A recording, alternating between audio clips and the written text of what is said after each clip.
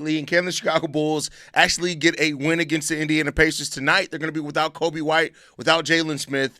We're going to talk about it all and more right after this.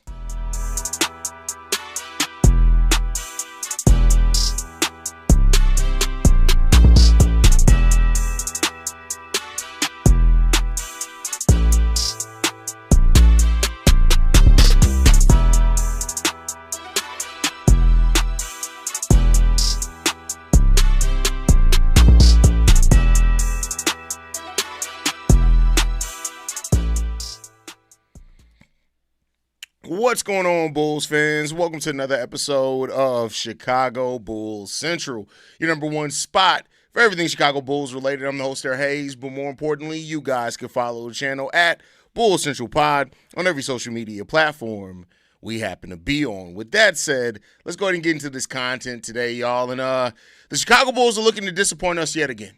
At this point, and it's so crazy, right? Like, I had a lot of faith in this team coming into this season. I'm still I'm still more optimistic than I am pessimistic. But this team really has to start getting their shit together soon. They really have to start getting their shit together real soon. They have to, and that's what watching these recent losses by the Chicago Bulls, it really just is about effort. It's not that other teams have more skill than them. It's not that other teams are drastically more talented than them. I think the only games where we saw where the Bulls just got out-talented down the stretch of those games was one, the Milwaukee Bucks game was one of them. But this team is they just don't give a shit. They are playing lazy-ass basketball. They're executing lazy-ass schemes. Everything has just been bad for this team. So, one could look at that and say, all right, is that a sign that things could get better for this team? Or is that a sign that things are just going to keep getting worse for this team if this team just already has lost their effort less than 25 games into the season? And that, I don't even know. I really don't know. I would really wish I had, this team just performed at the same level. Because it would be easy to be out on this team if you saw them giving consistent effort and still losing. But with them not giving the consistent effort, with them settling into bad shots, bad rhythm, those type of things, that just makes you feel like, okay, well, give a fuck. What? Why is it hard for millionaires to give a fuck about what their job is? That's one of the questions here. And I don't know what's going to happen here, man. Listen, we shall see. Like I said, no more resets. This is the Bulls' last time for a reset over the next 4 games that they got. Indiana, Orlando, Brooklyn, and Indiana again before shit get real. This is your last opportunity. And so, we'll see what you can do over this stretch. You already started it off bad with 2 losses against New Orleans and Charlotte. And, for a lot of Bulls fans, that was it. Those were the final straws left of their hope. And I can't even blame Bulls fans for feeling that way. I don't feel that way, but I can't blame Bulls fans for feeling that way because it's been such a bad level of execution and performance from this team that everybody's just settling for bad shots. Everybody's playing lazily right now, and we'll see. Noah actually got hurt. He has a shoulder contusion, Jeremy. He is not going to get called up because he's out with an injury himself. So there you go on that one. If this team actually gives a shit about basketball, I want to see someone be yelling at somebody on the bench because this effort is just pathetic. Listen, we'll see. Remember when we started 6-1, we were beating top contenders and beating teams we were supposed to beat good times. Hey, it is what it is. We own our own future picks, so I guess it's a win either way. Not necessarily because, do you trust AK and Eversley to get the draft picks right? Just think about that. I'm just saying, Modest was a hit. He should have been number 1 overall pick, or at least top 3. Ayo Dosunmu has been a hit for where he's drafted. We don't know about Noah yet, but I mean that's 2 and a possible out of 6 drafts for AK and Eversley. Now most of those were second-round picks because we gave up a lot of first-round picks to build the last version of the team. But I don't know if I have the ultimate faith that this team look at all the players in Patrick Williams' draft. Look at all the players that went after P. Will that ended up being better than him. Now, the Bulls weren't the only teams that didn't have those guys high on their draft board, but let's just be real about that, right? I'm just saying. Ain't no way Chicago should be 9-9 right now. We should at least be 15-3 right now. No lie. I'd say we should at least be 12-6. I'd say 12-6 right now. Just to be fair, just to shoot the fair one, because you don't win every game you're supposed to win, but the Bulls also won some games they should have lost with their performance. So I'll say 12-6 right now is probably where the Chicago Bulls should be right now in this season. This is my personal opinion. It almost seems like only a few players have they want to win, while a lot are just going through the motions. I really hope I'm dead wrong about that. Man, they got to get their shit together if that's the case. Like, it's way too early in the season for that bullshit. We ain't even 20 games into the season, bro. I need to see the idiotic details on Donovan's extension. Oh, man, he ain't going nowhere no time soon, bro. I can tell you that right now. Really contemplating watching Survivor Series. Honestly, can't see us winning this with how we are playing. Let's hope the Bulls get a W and bring in a star. Billy has to go. Billy ain't going nowhere, and they're not bringing in a star. I can tell you that right now. So, like, and that's the thing. Everybody defaults back to we need a star. The Bulls aren't losing because of a lack of star power. They're losing because of a lack of care and a lack of execution. Like, that's what they're losing for. So I'm not even worried about you bringing in the star. How about, because even if you bring in the star, if the pieces around that star still play like they don't give a fuck, a star ain't going to fix that. A star is just going to give you a player that another player that probably gives a damn. But he may look around the team and be like, well, fuck. Like, I don't know if that helps anything with this Bulls team, to be 100% honest with you. You're right. They did draft P. Will. That speaks volumes. That Walker Kessler was right there. Walker Kessler was right there. Billy Donovan said he wanted Derek Queen. Now, I'm not counting out Noah Essengate yet. I think that I still have a lot of faith that Noah Essengate is going to turn into a pretty damn solid player. I don't know if he's going to be a star, but I feel like he's going to turn into a damn solid player. But, like, AK and Evers, like, people are like, tank. It'll be nothing but the Bulls' luck to tank and then get the one, and they'll get a top 5 pick. And out of all the top 5 picks, they get the one that ends up being the bust. It doesn't fix anything. Why we draft an unathletic forward like P. Will? Like, we don't P. Will was very athletic when he was drafted. P. Will has an over 40-inch vertical, an over 7'1" wingspan. If you go and look at P. Will's draft combines, you won't say that he's unathletic. P. Will lost some of his athleticism putting on so much weight trying to play power forward, but P. Will was very athletic coming into that draft. That was one of the things that definitely stood out about him. So I can't say that P. Will was unathletic at that point in time. Now, we do know we've seen him fucking scuff dunks, right, where he just grazes the rim on dunks and shit like that. So I can't blame you for saying that because he does appear unathletic. But in the draft, if you go back and look at those draft combine numbers, you can't say that P. Will was unathletic. You just can't say that based off that. But you are right based off what we've seen in actual basketball games. It's funny, right? They say that winning fixes everything. Not with us. Winning obviously confused something and we couldn't handle. No, winning was the fine part. It wasn't until they went through that 5-game losing streak where they just have not regained that at all. Like, that's what ruined it for this team. Losing ruined it, everything, not winning. Happy Saturday, Haize and Chat Peoples. First of all, I thought they said Chat Popeyes. I was like, y'all giving away Popeyes in the chat? That may make me fat, but it's okay. It's all right. It's all right. I saw Popeyes. I started thinking about biscuits and honey. And, it is what it is there. I like to see Giddey be a little more aggressive and selfish if he dishes threes or not falling. Take it himself to the drive more. First of all, that was an assault on the English language if I've ever seen one, but we made it through as a family. We got through it together. But you got to let Shea stop infecting your keyboard, bro. But, I want to see everybody on this team. So I went over the numbers on today's daily episode for those that watched it. Like, the Bulls, like, almost 50% of their offense is coming from the three-point line now. There's no reason why that needs to be happening. We went from barely 36% of our offense being threes at the beginning of the season to well over 50% being from threes. That's not going to cut it. It's not going to cut it. They being lazy. People are athletic but can't average at least 6 rebounds a game. Well, athleticism has nothing to do with rebounds. Like, I mean, if you look at most rebounds, people ain't jumping out the gym for rebounds. Like, athleticism ain't really got nothing to do with that. Rebound is a desire stat. Like, Josh Giddey is one of the most unathletic players in the league. He's averaging 10 rebounds per game. So I'm just saying that. P. Will's problem is that P. Will's just lazy. And he's a head case. And that's P. Will's problem more than athleticism or not athleticism. Seems like this team isn't having fun anymore. Happy Saturday, fellas. You're absolutely right. They definitely were having fun at the beginning of the season. Definitely having fun at the beginning of the season. A start with winning experience will make a difference on this team. Listen, I feel you, and Deanna, I'm not saying that you're wrong.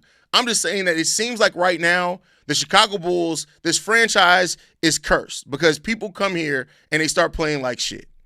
I'm just saying that. Like, I'm just being 100% honest with that. Like, that sounds good, and it sounds great, and I hope that is the case of it. But I feel like a star come in here and be like, these the motherfuckers you want me to play with? This the coach you want me to play for? Where was the adjustment on that? Where was my help on this one? Oh, y'all, we still need a big. Y'all ain't go get me a big that I need to help. Like, look at what, for example, I hate the Lakers franchise, but look at the Lakers. They got Luka Doncic, and for what it's worth, they went out and got a lob threat center in DeAndre Ayton that everybody in the league was like, hey, this nigga is lazy.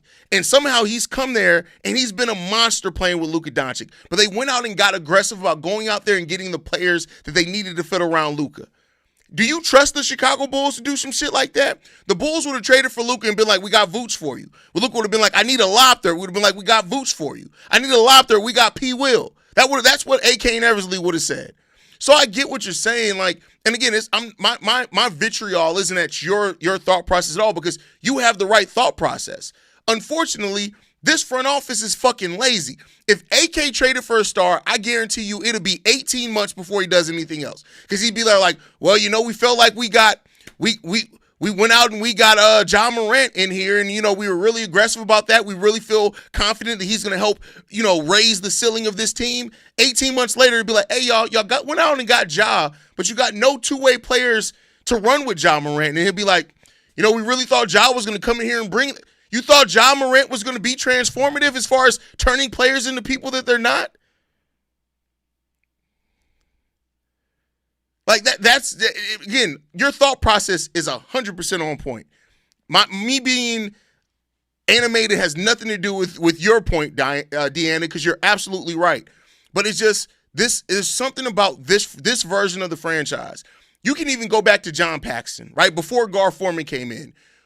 John Paxson went out and got Ronnie Brewer, who people at that point was like, oh, he's an okay player.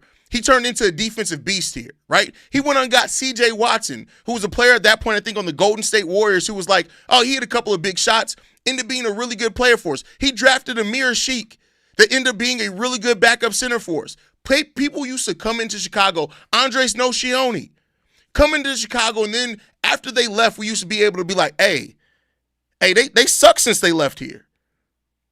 Now, this shit is completely flipped. We go out and get some decent players, and we come back and we either don't use them correctly or they look like shit here. Andre Drummond was the best backup big in the league before he got here. Billy Donovan looked at him and said, I got 14 minutes for you a game. 14 fucking minutes? It's ridiculous, man. Nah, dog, we jagged on not getting Queen. Him, Cedric Howard, and most of these picks around where Noah was drafted are getting quality minutes and contributing to their team. Yeah, but that's the choice of the franchise. Those franchises, if you also look at it, are in much different places. The Memphis Grizzlies are in complete disarray, and they traded their starting shooting guard, so it gave a spot for Cedric Howard. The Pelicans are in fucking disarray, and they are just looking at something. They want some type of hope for their franchise, so they gave Derek Queen minutes. He didn't start off the season getting minutes. So I still can't, like, the same would have been said. We could have drafted Cedric Howard. He probably wouldn't have been playing like he is because we wouldn't give him that leeway. Billy Donovan wouldn't play Cedric Howard above some of these veterans. So we don't know. For all we know, Noah Essengay could be an 8 and 10 rebound guy right now coming off the bench. We wouldn't know because Billy Donovan wouldn't play him. Derek Queen, now Billy Donovan reportedly did want Derek Queen, so maybe he would have played him a little bit more. But again, I don't believe it until I see it. So Noah looks super. Well, he only played 2 minutes. It's hard to be comfortable in 2 minutes. But if you watch him in the G League, you see that this dude, he does not look uncomfortable at all. Like this channel is our therapy these days. It's like this channel is more entertaining than the Bulls game, as always. No offense, I want to have fun watching the Bulls again. Hey, Hopefully that comes at some point. Is it lazy or timid or both? Because sometimes it's looking like timid. It's probably both. It's both. I don't even know. Like Patrick Williams is the cowardly lion. We call him the paw. He's the paw of the cowardly lion. That motherfucker definitely runs from his own shadow. You know for a fact. Like Patrick Williams is the type of motherfucker to call sexual harassment on himself for jacking off. Like that motherfucker could be like, "Oh shit, how dare you unhand me, nigga? What? What are you talking about?" That's the type of person Patrick Williams is. Patrick Williams is the cowardly lion. That's why we call him the paw. He is the cowardly lion. That is Patrick Williams.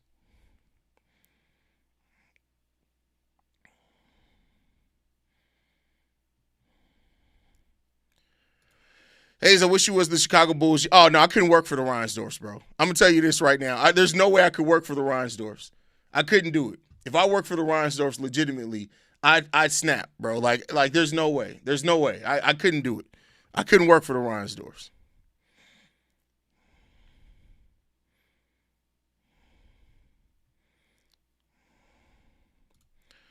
We all know this front office is fine with being middle of the pack, not paying into the tax, and staying below the first apron. They don't have, well, first of all, over half the teams in the league stayed below the first, and stayed out of the luxury tax. So that's not something, like people got to stop. Paying the luxury tax doesn't dictate a winner or loser. So it doesn't. Over half the teams in the league, I think, both teams that were in the finals last year, and I think all four teams that were in the Eastern Conference and Western Conference finals, only one of those teams paid the luxury tax. Paying the luxury tax doesn't mean that you're a winner or not. We got to eliminate that thinking from us. You don't have to pay the luxury tax to become a winner. Usually you pay the luxury tax to keep a winner together. You don't pay the luxury tax to become a winner.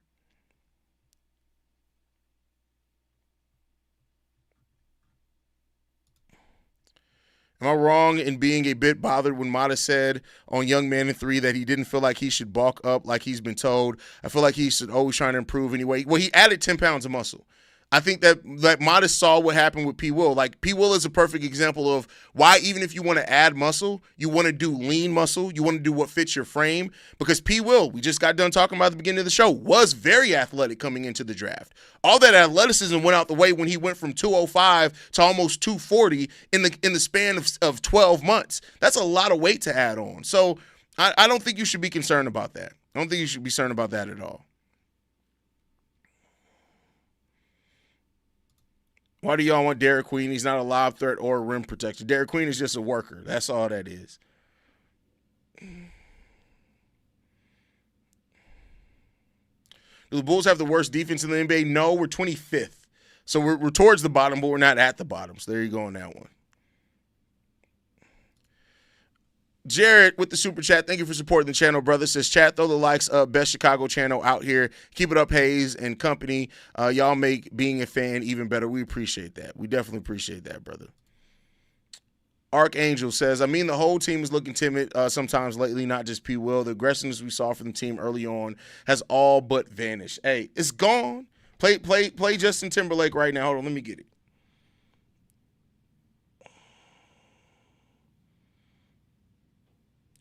This would be the longest it ever takes me to open Spotify.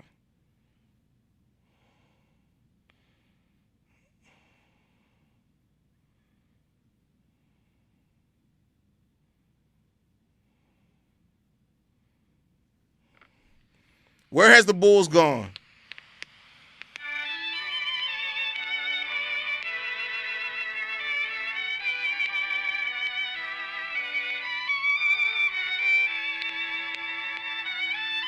This is what I feel about my Chicago Bulls right now.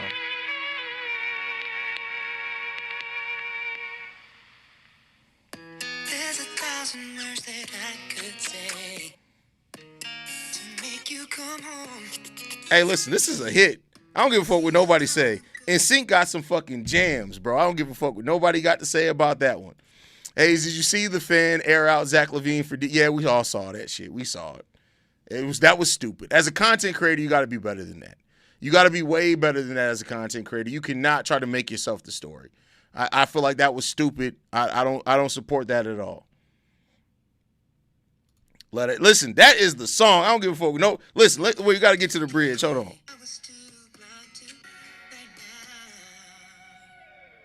Come on, hold on, wait a minute. Here it goes. Hey!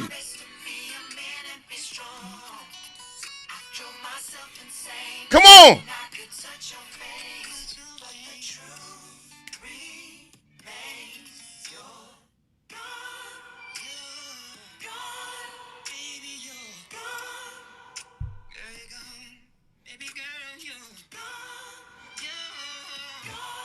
Come on now.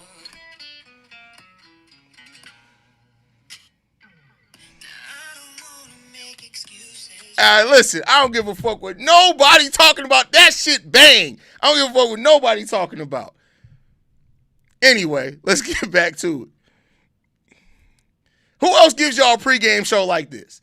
Who else gives y'all a pregame show like this? When y'all come to Chicago Bulls Central, make sure y'all tell everybody this ain't like no other pregame show on all of the internet. Ain't nobody else. Who else is gonna randomly pull an NSYNC pool in a fucking Chicago Bulls? Like, who else is gonna do that? I'm just saying, bro. I'm just saying, man. Come on, man. After shoveling for the past hour, this is the type of session I need. Hey, listen. Y'all, we gotta have fun, bro. Like, this is the thing that I say about it. Real talk. We gotta have fun with this, bro. Being a Bulls fan right now is tough as shit. So we gotta have fun, bro. When y'all come in here, I want us to have fun. I want us to kick it. I want us to just have fun, bro. Like, that's what this is about. It sucks that the Bulls are losing, but we still gonna have fun. Bulls are being proactively attacked on rebounds to stop their transitional play, which is the core of their scoring, and Billy has had no strategic insight to negate those tactics.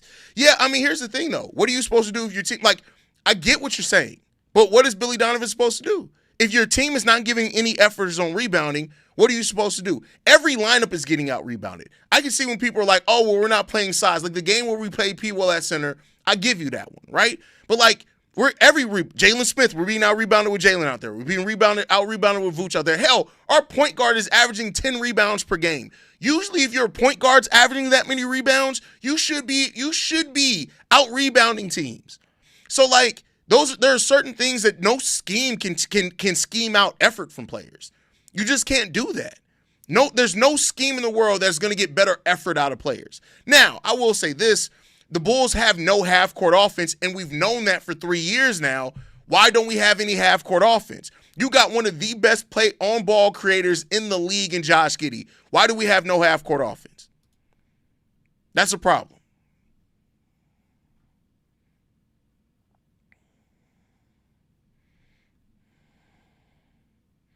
That whole album is fire. Absolutely, the whole album's fire. Whole album is fire.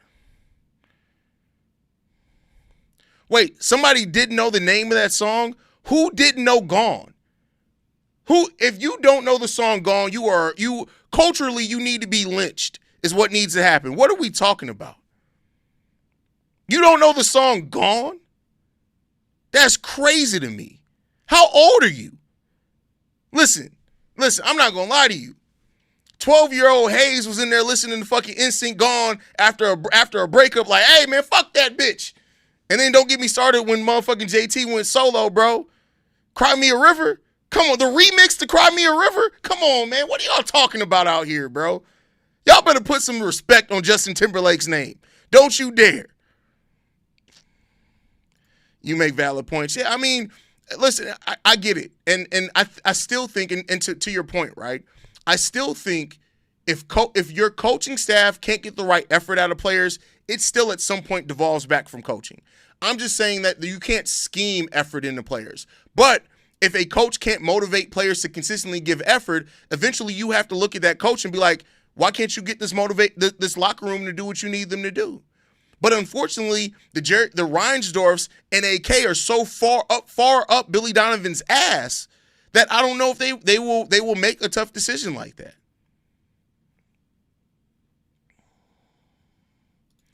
Hey, it's Cry Me a River remix is my favorite, especially the Timberland on the beat. Listen, Timberland and Justin Timberlake had themselves a run. Timberlake has had like 3 different eras, right? Because you had the early Timberland with Aaliyah and Genuine and Missy Elliott and him and Magoo was amazing, right? Then you had the era with Timberland and like Jay-Z. And when he was doing more rap music, he had the Timberland and Jay-Z era. They came out with hits. Then you had the Timberland and Nelly Furtado, Justin Timberlake. Who else? There was another singer he was working with too. I can't even remember. You had that era. That shit was banging, bro. Like Timberland is, now he's signed an AI artist, which is a fucking smack in the face. But there you go on that one.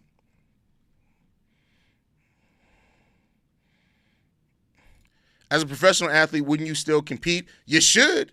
You absolutely should. You're getting paid millions of dollars to play a game. You absolutely should still compete. But motherfuckers is lazy, bro. Motherfuckers is real lazy, bro. Now, I was born in 2001. I know Cry Me a River and Bye Bye Bye, but I know Gone came out after Bye Bye Bye. How do you not know Gone? Gone was like the last NSYNC hit before they broke up. So there's no, you actually hurt your point there.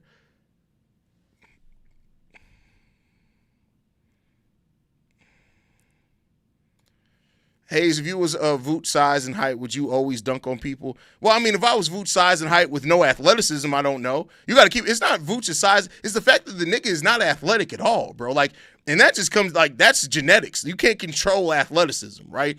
But, I mean, I would hope that I would maintain my athleticism if I was like that. But, you know, it is what it is. Speaking about singer Aaliyah, just imagine if she would have lived past her 20s. She'd be bigger than Beyonce. It's my opinion. Hey, have your opinion, bro. Have your opinion. I know some people want Trey Murphy and DeMontis. So listen, I'm at the point now, bro, where I'm all in on the Trey Murphy trade.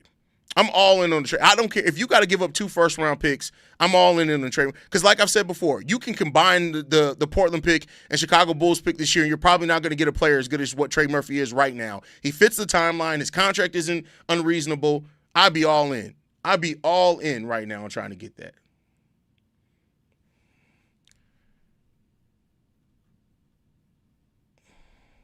Bro, you keep talking about, I don't give a fuck about that, bro. Like, here's the thing. If the game don't happen, the game don't happen.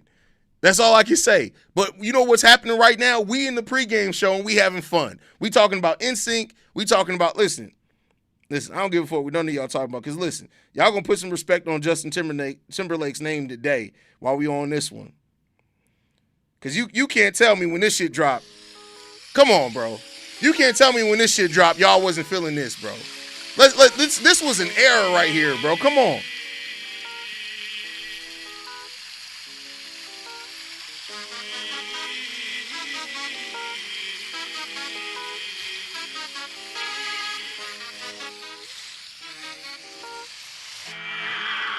Come on. Wait, hold on.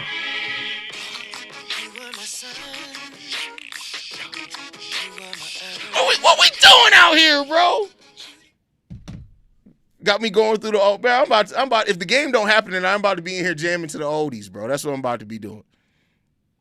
But all right, y'all, we're going to get ready to wrap up the pregame show. We're going to get ready for the live call. See y'all on the live call with C-Dub, man. Love you guys. Go Bulls. See Red. I see y'all in a few. Peace. This has been a presentation of the Break Media.